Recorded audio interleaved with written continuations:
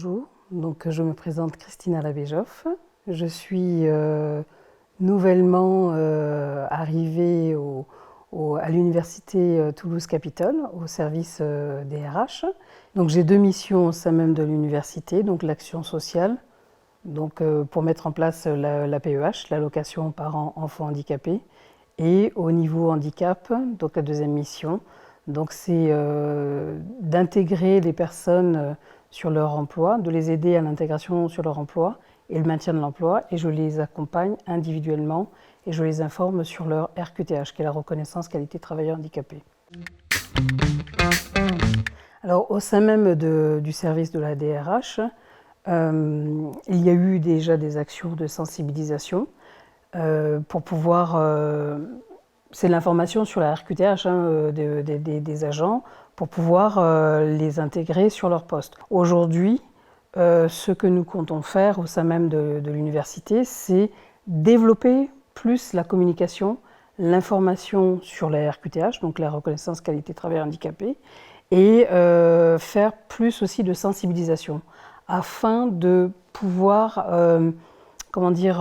rassembler un peu des personnes qui n'oseraient peut-être pas venir au sein même du service pour déclarer leur handicap. Parce que les personnes qui sont en situation de handicap ont une RQTH, et il y a des personnes qui n'osent pas faire le pas, qui sont en situation de handicap mais qui n'osent pas encore.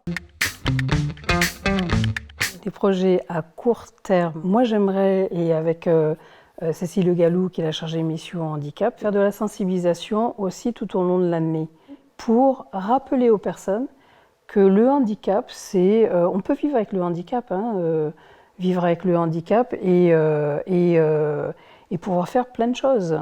Le handicap n'est pas une barrière.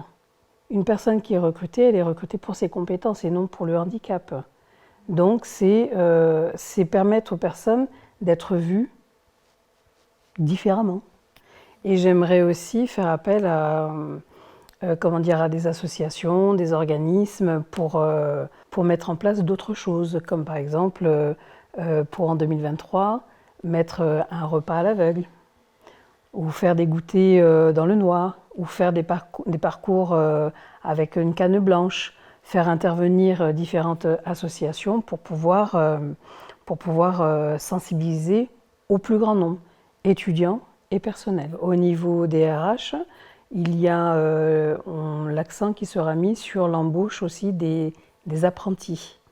Des apprentis en situation de handicap et aussi de personnel en situation de handicap. Donc dans l'idée, ça serait de pouvoir contacter le Cap Emploi afin de pouvoir leur demander s'ils ont des personnes en situation de handicap qui seraient intéressées par différents postes que nous proposons. Il est vrai que moi, comme je viens d'arriver, je suis arrivée le 15 septembre, le retour au niveau des chiffres, je n'ai pas encore ce retour-là par rapport aux personnes que j'ai pu recevoir.